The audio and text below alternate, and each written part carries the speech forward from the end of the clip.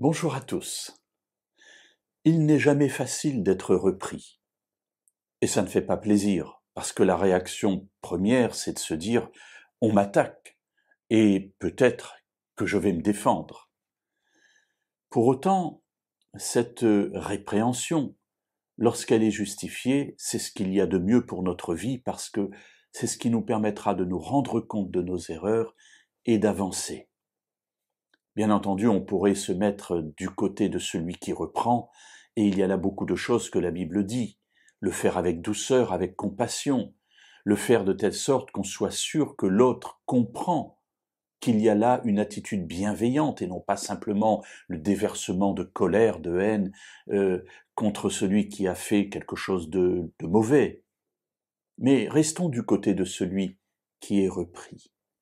Dans le livre des Proverbes, au chapitre 29 et au verset 1, il est écrit « Un homme qui mérite d'être repris et qui raidit la nuque sera brisé tout d'un coup et sans remède. » Ah voilà des choses intéressantes qui sont dites.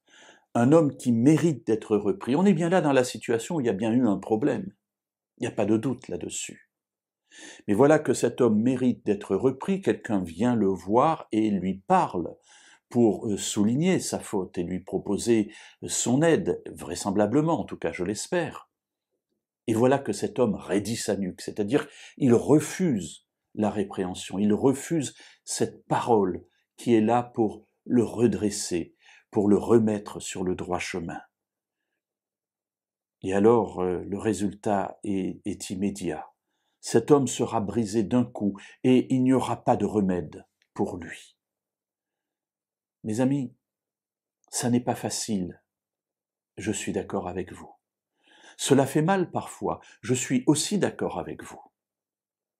Mais être repris, et surtout quand c'est fait par quelqu'un qui est plein de douceur, comme Dieu sait le faire, et comme j'espère, nous avons des amis qui peuvent le faire aussi. C'est ce qu'il y a de mieux pour nous, parce qu'ainsi nous sommes sur la voie du progrès. Et c'est ce que l'auteur du livre des Proverbes, ici, de ce proverbe en tout cas, dit, un homme qui mérite mais qui raidit sa nuque sera brisé. Quelle issue y a-t-il lorsqu'on n'écoute pas une parole de répréhension? Alors faisons, j'allais dire contre mauvaise fortune, bon cœur, et lorsque nous sommes repris, essayons de voir la réalité de ce qu'il y a derrière, pour que nous puissions vivre, et non mourir avec cette nuque raide qui sera brisée sans remède.